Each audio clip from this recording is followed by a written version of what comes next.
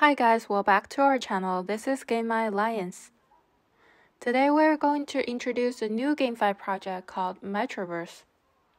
Metroverse is a management game with NFT staking and mining developed based on ETH chain, similar to the traditional game SimCity. Players strategically collect and trade city blocks to grow their economy and earn the MET utility token. Currently, players can participate in NFT and DeFi sections in Metroverse. The next step on the roadmap will be the launch of PvP game mode. This video will be divided into the following parts to dive into this GameFi project. First, we will introduce the gameplay and the ways to participate as a player. Then we take a look at the fundamentals and background to have a deeper understanding of this project. Lastly, from the perspective of making an investment, we will analyze its highlights and risk aspects. So Metroverse was launched officially on January 21st this year, selling a total of 10,000 NFT Genesis city blocks. Players are able to get tokens MET by staking the NFTs. Starting from March 23rd, players can use 25,000 MET tokens to mint the second genre of NFT in the game called Blackout. Or it can also be purchased with ETH the next day. But the price in ETH would be 20% higher than the floor price of the Genesis block. Blackout was fully minted on April 6 and now can be traded on OpenSea. On the official website, we can see that there are 4,266 metazens so far and 3,997 stakers. So we estimated that each holder holds an average of more than 2 blocks of NFT. To sum up, in Metroverse, you can stake NFT to mine MET tokens. However, MET tokens have unlimited supply and only consumption method for now is to mint new NFT using MET. There are a few types of NFTs. Let's take a look at the NFTs in the Metroverse. Genesis City Block. The foundation of each city block is an 8x8 grid. Each block is composed of 64 tiles that has either a building or a pathway placed on it. Out of the 64 tiles in every block, 15 tiles are always reserved for pathways, and the remaining 49 tiles are reserved for buildings. The score of a zone in a city block is calculated based on the buildings in that zone. Buildings have their own score based on their rarity, and the zone score is simply the sum of building scores in that zone. The total block score is always between 200 and 400. Residential, commercial, and industrial buildings have their own score and contribute to the total block score. Public buildings do not have their own score, but instead boost the scores of other zones. This score represents the amount of MET you can get when stake the block NFT, and you will be able to find the different building scores in the docs on the website. The concept of a neighborhood is a collection of one or more city blocks owned and staked by a user. As a strategy game, certain combinations of buildings existing anywhere in your neighborhood will boost the entire score of your neighborhood. All boosts are calculated based on a set of 3 buildings that are present in your hood. For example, if your neighborhood contains a hospital, police station, and a fire station, you will earn the safety boost, and your hood score will be boosted by 5%, and it's capped at 65%.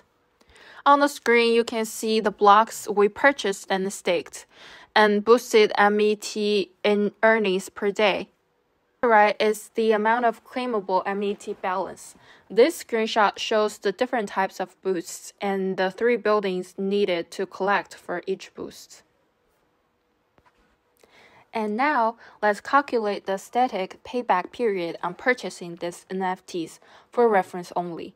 As for April 14th, the floor price of Genesis City Blocks is 1.6 ETH, with an average score of 300.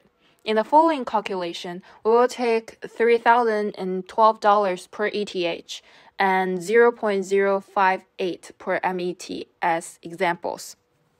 Minimum cost is the floor price, 1.6 ETH, which is $4,819, which will produce 300 MET tokens per day, which is $17.4. Therefore, the static payback period is around 276 days. When you have the capped 65% boost, you will produce 495 MET tokens per day, which is $28.7. Therefore, the payback period is around 168 days. As calculated above, we have a payback period around 170 days to 180 days. However, different types of blocks that match the combination for the boost may cost more than the floor price, which means that this calculated payback period is generally more ideal. Besides the PvP mode that will be launched next according to the roadmap, the latest game update is the mint of mini blocks on April 8th. There are 50,000 in total. Among them, 40,000 of mini blocks can be minted with 4,000 MET tokens. The rest, 10,000, can be minted with ETH with a requirement of whitelist registration. More details will be released soon. Moreover, Metroverse Pass will be open to mint on April 20th. The holder can switch a Genesis City block to 10 mini blocks, only open to the users who have Genesis City block before 4 a.m. on March 23rd. You can definitely follow the project team on social media for more information on that. In the next part, we will know more about basic information on Metroverse, including tokenomics, market performance, and team background and financing information. In terms of tokenomics, MET has an unlimited supply. Current price is at $0.06. Circulating supply is 38 million, and circulating market cap is $3.2 million. The total holders is around 4,000 people. There are 4,263 NFT holders with around 4,000 staked NFT. This screenshot shows the average price and volume chart of NFT transaction in the past 3 months found on Nathan.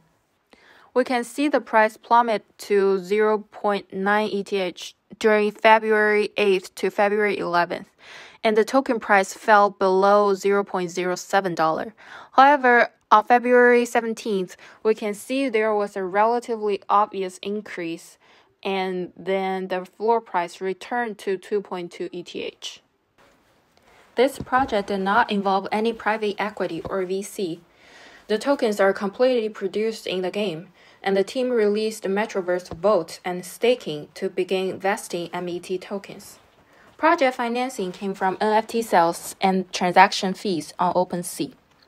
To be exact, the first 10,000 Genesis City block NFTs raised about 10,000 ETH with a unit price of 0.1 ETH each. Secondly, 5% of the transaction volume on OpenSea goes to the team. As for now, the total transaction volume of Metroverse Genesis and the Metroverse Blackout is 31,500 ETH. Therefore, the team collects about 1,575 ETH. The above financing totaled 2,575 ETH with a value of around $7.73 million. 40% of the income from 2 parts above goes to Games Treasury for Metroverse ecological construction. 40% belongs to the team, and 20% belongs to the seed investors and project collaborators. Now let's analyze the highlights and risks from the investment perspective. As for the highlights, first of all, the token distribution has a fair launch, no reserves to the team, and there is no VC or pre-mining. In addition, nearly 97% of the NFTs are staked, which reduced the number of market transactions and reduces the selling pressure. Third, the design of Boost is ingenious because it creates demand for all different types of blocks. As a result, there are no so-called worst and best NFTs on the market. One person's junk is another's treasure. Players will need to collect various types of NFTs to match the combination to enjoy the boost. Lastly, the project enjoys great popularity even though now it's still in the early stage. Currently, some core OGs and KOLs on the ETH chain, including Pransky, BAYC Monkey community, and Magic community, etc., have showed great interest in this project. Since it's very similar to the famous traditional game SimCity, it would be easier to be adopted by the GameFi community, and its gameplay is relatively mature. Now let's talk about the risks. So currently, the tokenomics and gameplay are incomplete and still need to be perfected. This happens to quite a lot of projects right now on the ETH chain, where the team is planning and executing at the same time. Secondly, the team is almost anonymous. Thus, it is impossible to determine whether they are able to deliver the project timely in the future. The limited information shows that the team has a total of 10 people, including 4 people for development, 2 people for design, and 4 people for the community. None of them have relevant GameFi or NFT development experience. They seem to not really value financial attributes in the tokenomics and are not really good at it. However, so far, the team has been executing according to the roadmap as expected, steadily and timely. As mentioned earlier, most of NFT holders choose to stake their NFTs. Thus, the selling pressure is small. Yet, the NFT whitelist was not disclosed. It's possible to distribute most of them to designated people, so there may be a risk of possible large selling pressure from the whitelist holders or market control. Finally, I would like to remind everyone that staking claim cost and the slippage cost on the ETM chain can be very pricey. Therefore, you need to consider each transaction carefully. As for the conclusion, to summarize the investment method and strategy is that the price of MET token continues to fall and forms a large selling pressure every day. The current static payback period of buying in NFT is about 200 to 300 days, which is a longer time with a lower betting rate. In addition, token supply is unlimited. The token consumption method weren't launched until the release of Metroverse Blackout in March. The current gameplay is poor and needed to be improved comprehensively. As an investment, we think it's relatively risky. For more information, please follow us on social media. Thanks for watching this video.